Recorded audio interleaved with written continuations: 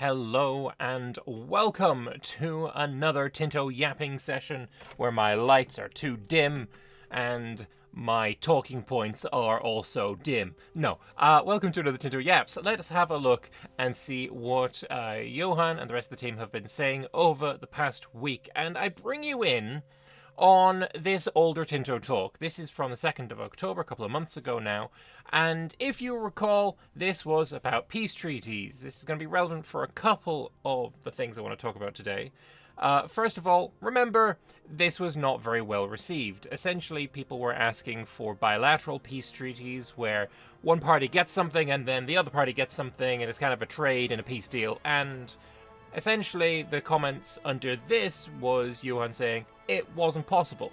I'm just going to go right out and say it's still not possible, so don't get your hopes up. But we have a bit more of an in-depth reason why. A couple of weeks ago, Johan decided to basically just make a thread out of nowhere and explain his reasoning. So, in the Tinto talk, he said it was an n times n problem, so an n squared problem.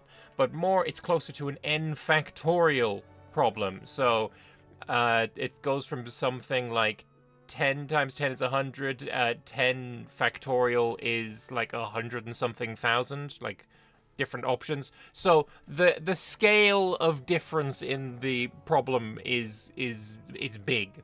So what does that mean? Well, to evaluate one simple way of a peace offer, you can just evaluate each treaty for the country accepting it, and then sort them by how happy they are with it. To make bilateral peace treaties work, you need to compare them, not just all of them against each other, which is an n times n problem, but you need to consider any valid combination of possible peace treaties to evaluate them to figure out which ones are great or not. So, for the sake of simplicity, let's take two countries of smaller size at the start, like Denmark and the Teutonic Order. They may have about 100 different treaties each way, including locations, etc., and all of the possibilities, and it's probably more than that in the game. With the system we have, the AI will evaluate these 100 treaties possible that they can do, and they just evaluate each one of them and sort it from each country's preference. Let's say that takes a millisecond in the worst case. If it had been an n times n problem, as we would check every treaty for Denmark versus every treaty for the Teutonic Order, it would be 100 by 100 evaluations, which is 10,000 ones. Let's ignore the fact of sorting them and check the evaluation. Now we end up with 0.1 seconds, as it's 100 times more expensive in processing time, in resources. Not really that much, but with evaluations 1 to 2 times a month per war, you end up with each month a second or so slower. The problem is that this algorithm is not what you would use. You need to evaluate all the combinations of the possible peace treaties to figure out the ideal peace. Now, you can probably sort out a lot of peace possibilities as never ever ever, but for a bigger war, let's say between France and Spain late game, 100 valid treaties on each side sounds rather low. And yeah, it does.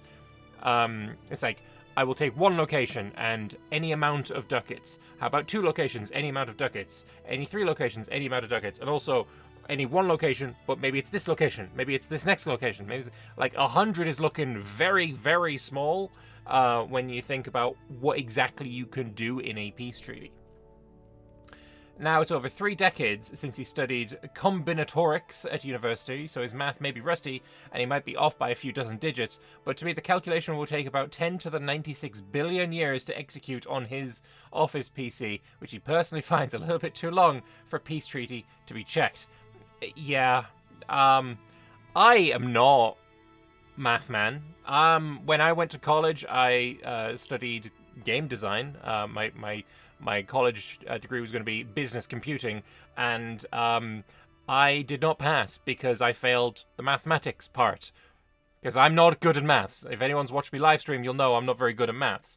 And the reason I never ended up passing is because I needed to pay an extra like €3,500 to redo that one test that I failed. So instead I went to Finland. So it is what it is. So yeah, that maths ain't my big strong suit. I'm just gonna sure, this seems reasonable to me. I'm just gonna believe Johan. This can probably have quite a lot of easy culling, and for the average piece, you could probably get it down to sometime short on the heat death of the universe. That's still not a good enough idea, as I'm not sure there will be many willing to wait that long. True. Are there any other solutions to having bilateral peace deals? So, option A. Sort all peace treaties by desirability for both parts and try and pick the ones with the highest combined scores. We've tried such algorithms in the past for a simple trade AI in earlier games, but you get really bad AI because it cannot compare X plus Y versus Z plus W. So let's say Teutons is winning against Denmark. Giving up Reval, I believe, is on the coast. Wait, isn't that the island, or is that the bit in Estonia next to the island? One of the two, anyway. It's worth minus 20 for Denmark. Sorry, minus 30. I told you I was bad at maths. Minus 30 for Denmark, but getting it for the Teutons is worth 40. So while Denmark really thinks that Weisenstein, an adjacent inland location to Reval, may be worth 20 for Denmark and minus 5 for Teutons to give up, as it would protect Reval further and add some more food to the province. So now claiming Reval costs 70 for the Teutons, but they give up Weisenstein. Their war score required would be 55. While you evaluate both together, it would definitely have not reduced the war score cost for the Teutons, as Denmark would probably put 0 value on Weisenstein if Reval would be lost, as small landlocked location with 0 control is not worth as much. So yeah, you'd have to, every time some evaluation changes, it changes depending on what you're also demanding in a peace treaty. So yeah, no, this bit made sense to me. So option B, limit what peace deals can be part of building blocks you pick at the start of wars, like Stellaris or Victoria 3. No thank you, terrible idea, absolutely rancid, do not want. This works and solves bilateral peace treaty in that there are half dozen peace treaties on each side. It's not really something that fits our design philosophy, thank Christ. For the game, though, as we want complex systems with huge diverse peace you can change your mind midway through a war in. Fantastic. Love that. Lovely, fantastic. Option C, add a bribe button to spend gold to get more of what you want. In theory, it could be added, but it just feels like a cheat AI mechanic. Yeah, it kind of does. Option D, no fucking idea. When will quantum computers be mainstream? So this thread had a bunch of people trying to come up with ideas. Most of them are just wrong. Only one of them got a response, though. Atrom having some suggestion, which is literally just option C again. But yeah, I'm glad that Johan decided to come out with a look. This is why we're not doing this. This is what thing that is very popular as a concept in the community that a lot of people have asked for, a lot of people are wanting, that we're not doing. Look, this is why. And I really appreciate that. On this thread, I was initially one of these dislikes. I changed it to a love after this because I think it's worth it. You know, I like that he has made this, and I've put this as helpful. I like that he's made this thread.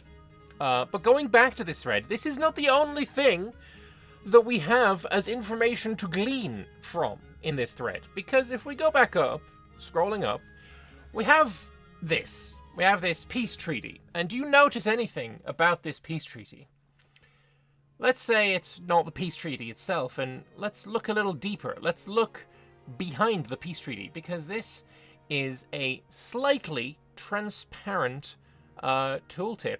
Not tooltip, but event window. Slightly transparent. And what we can see is the first, I think, visuals of the terrain map being shown. And I completely passed on this when it first came out. I didn't even realize. But there are some sneaky individuals, people who have Photoshop, who have done some wondrous things, and we have this now. Urbelius, I'm not sure if he is the one that first made this or if he's repeating it from somewhere. This is the first one that I've seen from it. He actually did this on the same day, and I did not see it. I apologize. But it's a reduced blue tint, an increased contrast. Osterrode is today called Osterrode. It's in East Prussia, so that's the area we're seeing. We're seeing tree models, rivers, castles, some small house above Inorklo, as well as a piece of national outline and border near the coast to the upper left. Some sort of food icon on the lower left as well, right there. Cool. I think it's cool that we're seeing this. I'm going to open it up in a new tab so we can zoom in a bit and see what it is we are looking at. Of course, yeah, we got a little bit of ocean in the top. Let me zoom out one more. There we go. Trees are looking kind of low. It's really hard to tell. It's really hard to tell what everything is looking like, but I do think it is really worth seeing. What I will say is, I think this is an army. I think this is an army, a single army. I'm going to zoom in a bit more on it and see if I can't move around so you can see what I'm looking at. Does that not look like a little man holding a spear? I think this is the army.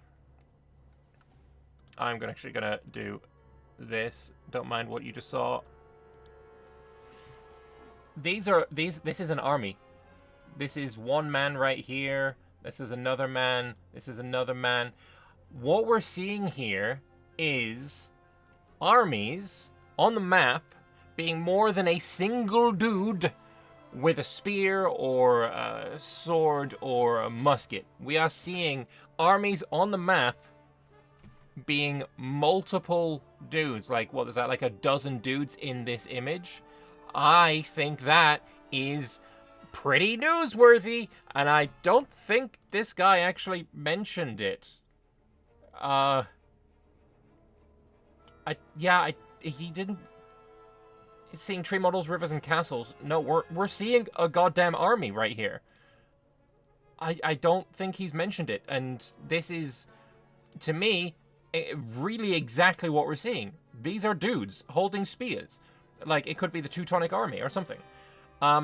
So here's my pie in the sky hope, thought, dream. The army models, because we've clearly got multiple different types of models. This dude's in some different armor. It could be Chainmail Hallberg. It could be Gambison. This guy could be, wielding a shield. They're clearly in different items of clothing. What I would love is for when you're raising your levies and you have a bunch of levies with trash troops with, wielding nothing, and then you've also got your nobles giving levies that give you knights and stuff. I think it would be very awesome if that was represented on the unit model that you are seeing. And this is what we're seeing. This is the unit model. This is the new unit model. And it looks customizable based on what is in your army, and that is, I think, kind of freaking incredible. And I apologize that I did not see this until now. This has been almost 2 months that this has been sitting here not gathering attention. I apologize. I should have been screaming about this at the time, because this is awesome news. This looks cool. Victoria 3 came out, no unit models on the map, no army at all. EU5 comes along and it's giving us this kind of army on the map. That's cool. That's cool. I appreciate that a hefty amount. I love that. Hell yeah. And also, the terrain here doesn't look terrible. That's a lot of trees. I quite like that there is going to be, a dense forest for dense forests. But nothing here is looking bad. I appreciate what I'm seeing. So, yeah. Lovely stuff. Thank you very much, Erbelius, for doing this. Oh, actually, is that another one? Is that another one that we see? Is that another army? That could totally be another army. No, that's a castle. That's a castle. That's a castle.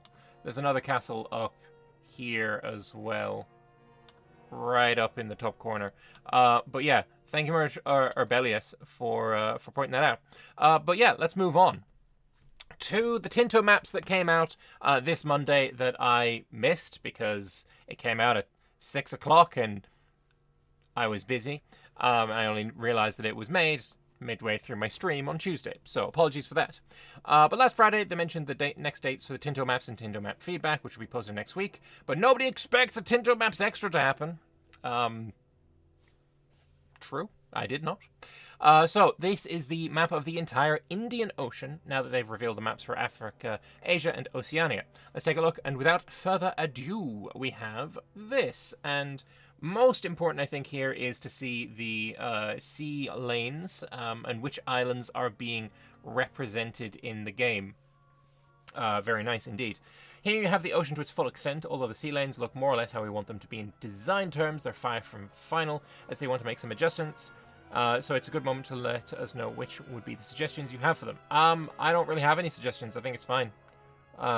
Again, though, I am not 100% up to date with Indian Ocean geography, so or where the boat sailed in this period. So I'll leave that to people who know more than me. We obviously have the locations map as well, showing exactly what is around. Zoomed in a little bit here on the Maldives, a bit on Madagascar and the islands coming off of it. Only 2 areas of interest close to the Maldives: the Seychelles and the Chagos Atoll, which is itself an atoll wasteland, thus the shape, with 2 locations: Blenheim Atoll and Diego Garcia Atoll.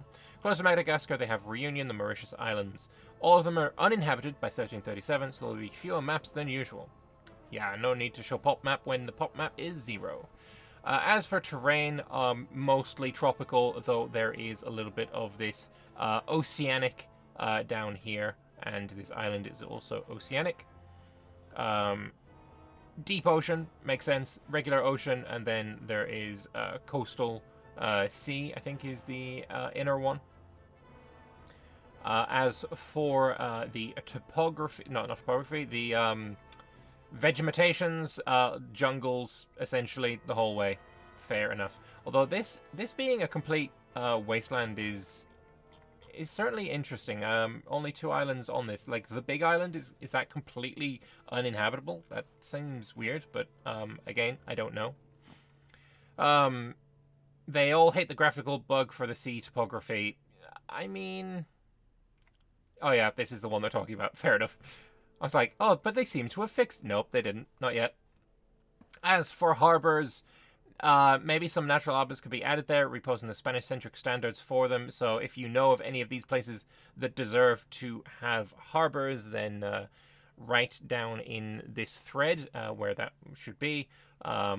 Makes sense. As for raw materials, it's kind of hard to make out what is there. I think that's fruit and fish and lumber only. Fish here, fish there. Fish looks like the convenient raw material for uninhabited islands, doesn't it? The Maldives at least have some more variety with fruit and lumber. And that's all for today. Next Tinto Maps will be the review for Russia on the 9th, which as of this video will be in 3 days' time. And the regular one for Central America will be on Friday the 13th. Very spooky. Very spooky. There's only one comment that I really want to show off as well. These are just random responses and such. But basically, the guy asking for a close-up of the map of Malabar, which I wanted to show because they have toned down the edge darkening quite substantially, and this actually looks really nice now. I am quite a big fan, and you can also see a bit of the terrain images. Obviously, this isn't the terrain map mode, but this is the terrain images on the flat map mode. And I think it looks good. I just wanted to show off that. Anyway, moving on. We have... Not that. We have this. There is a thread asking to have real or dark water on the paper map. Essentially, this thread... I mean, it points out Imperative Rome, which obviously, objectively, has the best looking map of any Paradox game so far. Like, I don't think that should be under any kind of contention. And he also does a nice image. I think this image looks really good. I think this image looks really, really good. I quite like this. I don't know where it comes from, but yeah, it's nice. And Johan did have a couple of responses in here that I wanted to show you. They have the option for blue or brown ocean color.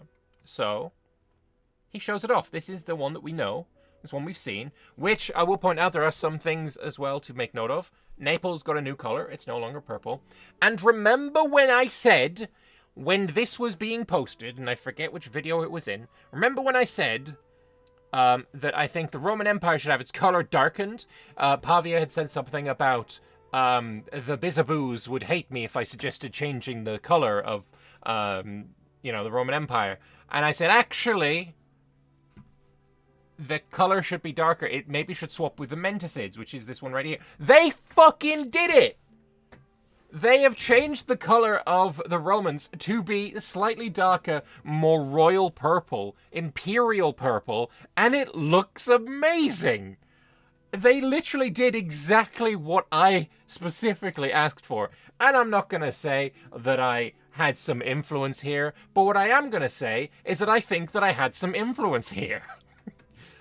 You know what? I'll take it. I'm happy with the changes here. I think, you know, the Naples color, I like it. I like that turquoisey darkness. I think it looks great. And I love the new color for the Romans. I think that is a fantastic improvement. Big fat W. But yeah, this is all about the brown or blue ocean color. Here it is when it looks brown. And initially you'd think, no, brown ocean? No, I'm not going to like that. But if you think about it, this is the paper map. And what better way to showcase the water than with, you know, just a blank piece of paper? This looks more like an actual map. Because in an actual map drawn, you know, any kind of period that isn't completely modern, you're not coloring in the water. You're just going to leave that blank and you're going to color in the countries. And then what happens to paper over time? It kind of gets a bit brown. Whenever you see somebody making these old-timey maps and they stain it with like a used tea bag, that's kind of what the vibe I'm getting is. Bro has just stained his map with a tea bag, and I kind of like it. I am going to be using the terrain map mode essentially permanently, but I think this looks good. I do think this looks good. Yeah, it looks like a paper map. He kind of likes it. I kind of do too. Still going to use terrain, but I kind of like it. And speaking of the paper map versus the terrain map, they have options, as I have asked for quite a bit. They have options for how that's going to come about. Province names, mouse over. Don't like it. So I will be able to turn that off. Fill in the impassable terrain. You can do that there. Flat map mode. Never. Zoomed out fog of war. Fog of war only. Always and never. So fucking based. So based. I am really a big fan of this. After he'd posted this today, a few hours ago, I was talking with him on Discord, and I asked him, is it possible to add in a thing where I can change it with a keyboard shortcut? The response was, it is a non-trivial thing to do. So whether we get that or not, it is not something we have the ability to say for sure yet. I hope that it will be possible to be able to change it with, I have a map, a mini map in the bottom corner of my screen with a bunch of buttons on it. I want to be able to click that and be able to switch back and forth. But this is also good enough. This is better than CK3, better than Victoria 3, where, zoom is literally your only option, which I absolutely despise. This is fantastic that this is here for us that want more control over the map that we're seeing. This is fantastic. I love this. Thank you. Moving on, we got more. I just wanted to point this out. The Roman Empire is playable from the start. Yeah, there are a couple of comments that I had pulled up. I don't have the other one up just yet, but in one, they're talking about the family sagas that we saw in the previous Tinto talks on Wednesday. There was a lot of complaints about it. We'll get into that. But people asking why the family saga is in, if it's something that happened a century ago or 100 years ago or whatever.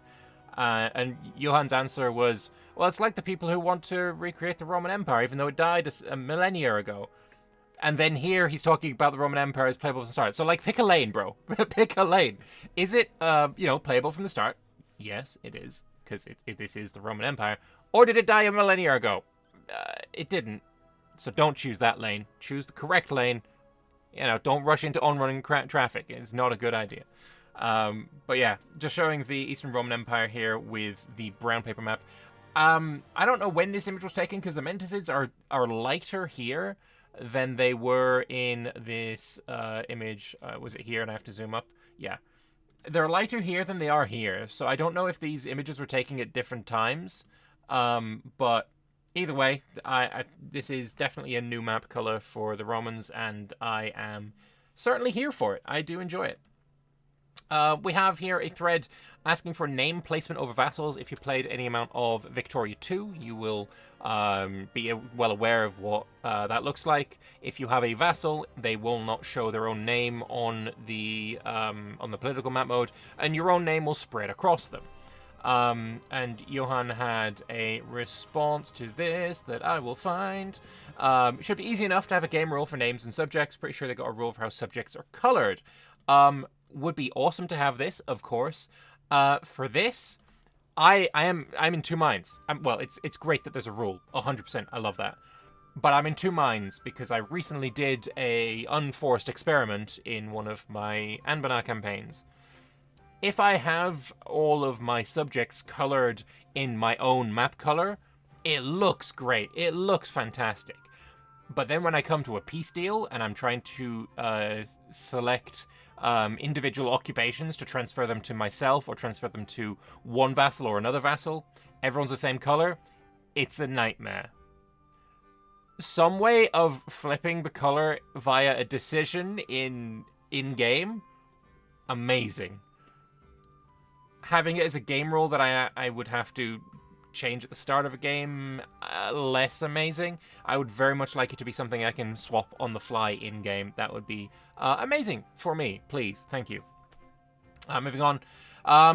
We have a moderator on the Paradox forums with just a take of the century. Comet Sighted. It is a running meme within Paradox Games. And if you sight a comet in EU4, you will lose some stability, and you have a bunch of options: the economy fools, the end is nigh, wish we had comet sense, etc., etc. And I think that should exist still in EU5. Why not? It is a meme for sure, but who cares? It is really cool to have that. Prismatic Marcus here.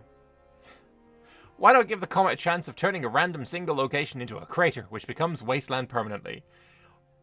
What is bro smoking? No. And then we go to Johan's response. Some things should not be changed. Of course we should not change it into this. Yeah. What are you smoking? It's just, no. Let's not do what you want. Let's just keep the same, element in. Obviously, you're not going to lose one stability in E5 because stability isn't counted in 7 tiers. It's counted in, 201? If you got 1 to 100, 0, and then -1 to -100. Or does it go from 0 to 100? I actually don't remember. Either way, it's more granular, and therefore, you probably end up losing, I'm going to guess, probably 20 stability for a comet-sided event, which I think is fine. Which I think is absolutely fine. Moving on, though. We have, of course, the Tinto talks from Wednesday. This was all about the government reforms that exist within the game, and we have some pretty interesting information to share with you over this. First thing I want to do, though, is point out this. I pointed out during my video that this had been embellished. The UI had been made more aesthetically pleasing, more period appropriate, more just moreness, right? What I should have done is done something like this and showed you them side by side with the old versions that we'd seen before. This is what the estate screen used to look like. And this is what people complained about, that it was kind of boring, kind of flat. I'm sure probably somebody called it mobile gamey, because of course they did.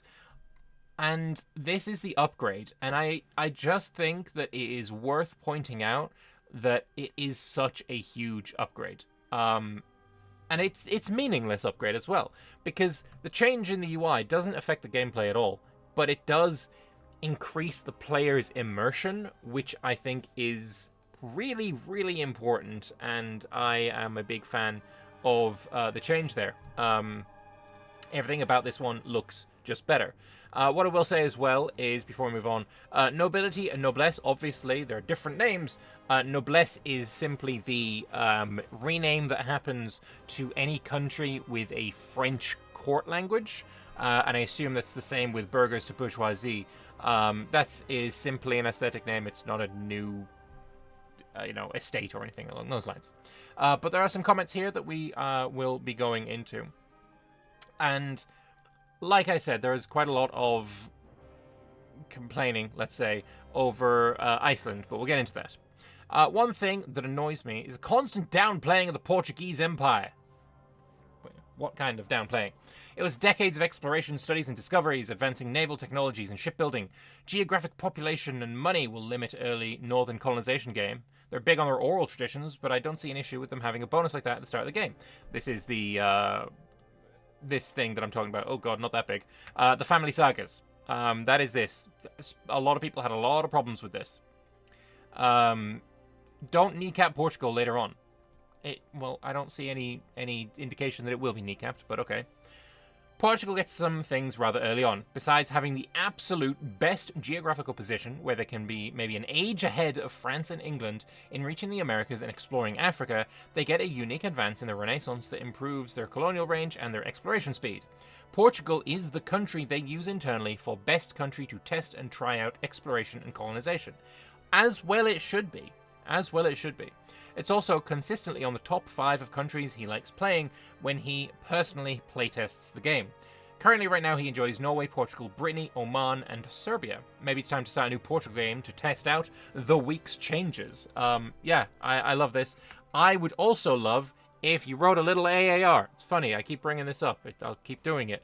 More AARs from the devs. Prettiest of pleases. But yeah, like I said, going back to this is the Family Sagas government reform that an Icelandic or Greenlandic country has access to from the start of the game. People are a little bit worried about it. I think the most interesting part of this is the invite settlers. We don't know what exactly that means, but there is a comment that it is something to do with... Well, it was assumed that it was something to do with inviting people of different countries to come and live in your country. That's kind of cool. And when that was brought up, the response was simply, it has some limitations. So on that kind of response, we can assume that that's what it means, that we're going to be able to invite people to come and live in our country if we have this ability. What are those limitations? Who knows? Who knows indeed. But anyway, let us go and have a look about some of the complaints, let's say, about the family sagas. Gotta say, I never know how to feel about this. On one hand, I have to recognize the Vikings did set foot in Canada. The Norse, not the Vikings. The Viking was a job description to go Vikinger. Vikings did not set foot in Canada. The Norse did. They didn't go exploring into North America to raid. They did it to settle. They weren't Vikings. They were whatever. On the other, it frustrates me to see this being put on the same level of ability as Iberian explorations, mechanics-wise. Is it, though? Even if it's held back by population, it just feels like it's an ahistorical leg up. I can already tell it's going to be a popular comment to make. It was. But I just think that if the Icelandic or Norwegian really were specially prepared to be part of the colonial powers more than, let's say, the Britons or the Irish or the Scots, we would see major colonies in the game period as opposed to the Americas colonization being utterly dominated by Iberians for almost a century. But Johan, clearly just responding, it's about giving Iceland and the Norse their proper knowledge and skill. Yes, it is. Why would it not be recognized that, you know, the Norse, not really the Norse, but like the Icelandic, the Nordics, let's say, did what they did. And they obviously had the skill to do what they did. It failed, sure, but getting there and even trying is a skill that they possessed. So I do not see the problem. I don't see why it's causing such controversy. Zero Divi also agrees with myself. Why would it be a problem? There is evidence that the Norse might have briefly settled in Madeira too, which is the island in the middle of the frickin' Atlantic that Portugal owns at the start of EU4. It is directly comparable. They just didn't have the adequate technology 4 or 5 centuries prior, and Johan clearly agreeing with him as well. It's 1337 now, and Greenland is still lingering. Why shouldn't there at least be the option of having Iceland recover Greenland and rediscover Newfoundland again? Johan agreeing here. It's an insanely challenging and hard start, but yeah, if you're lucky, you can pull off some of that, which is cool. I like that. Of course I do. The original dissenter, let's say, replying again. if their colonial efforts failed? It's not like Portugal was a massive population nexus either. It really is a matter of knowledge on how to colonize and explore, that is. Sorry, if it really is. Portugal has 1.3 million people at the start. Iceland has 46,000 and Greenland has 1,500. These are quite literally orders of magnitude. Multiple orders of magnitude in difference in scale of population. There is a reason that, I mean, yeah, using Portugal's population as a but that's also small. No, not in relation here. But yeah, just thought that was interesting. But there's more. Praetorian, also not a fan of the family sagas reform.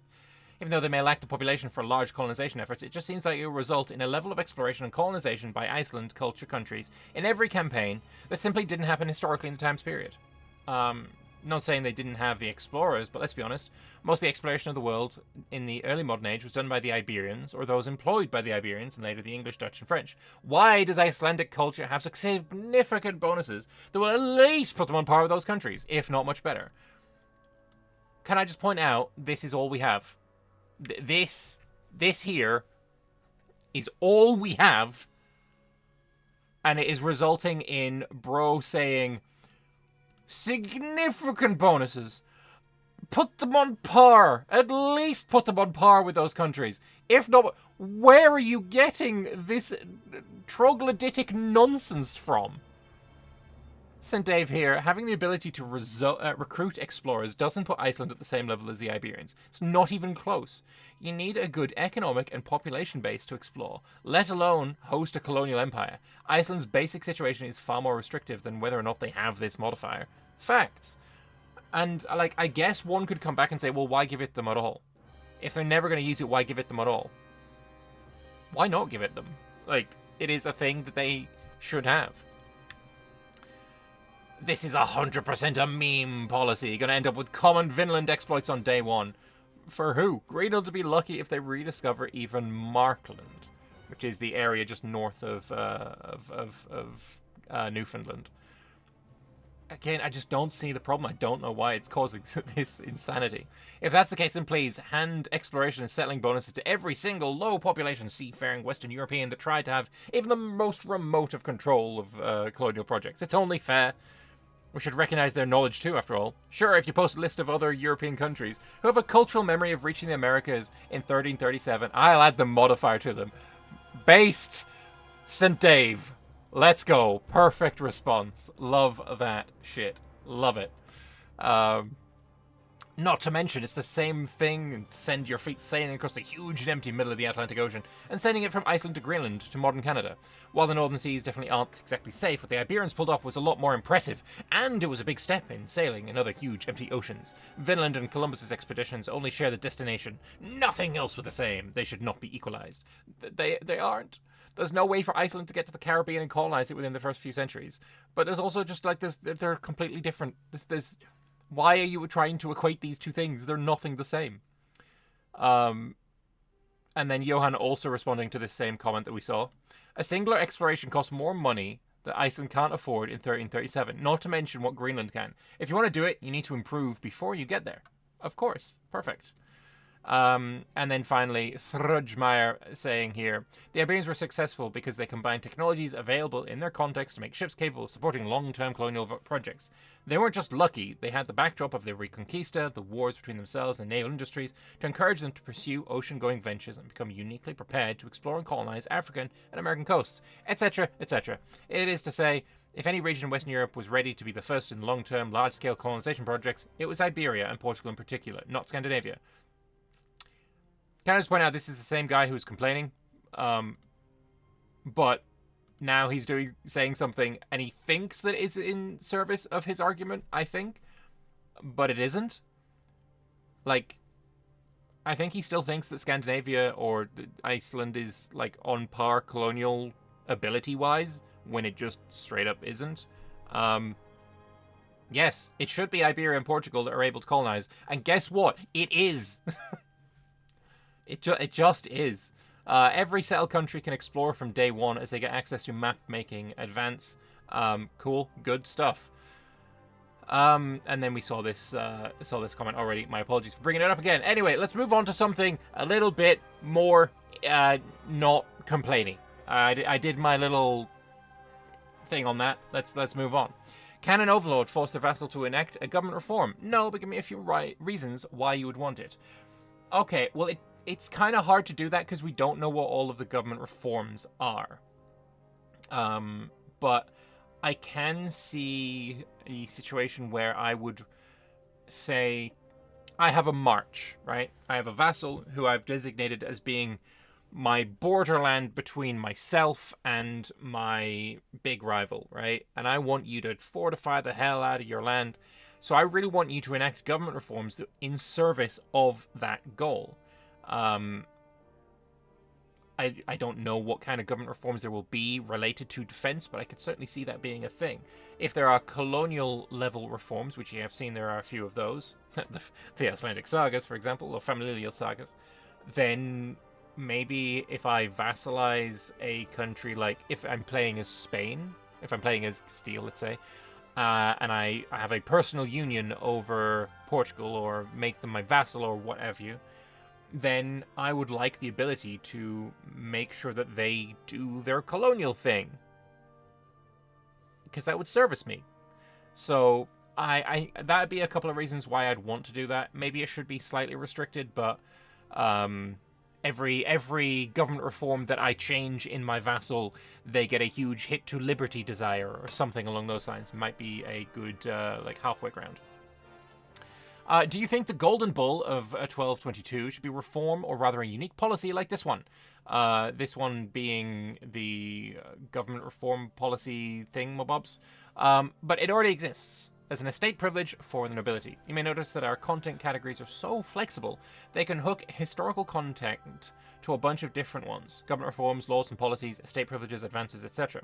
It's more a matter of preference regarding which category they think fits better. We'll talk more in depth about the unique content in January when they start the new Tinto Flavor series. I am so looking forward to Tinto Flavor.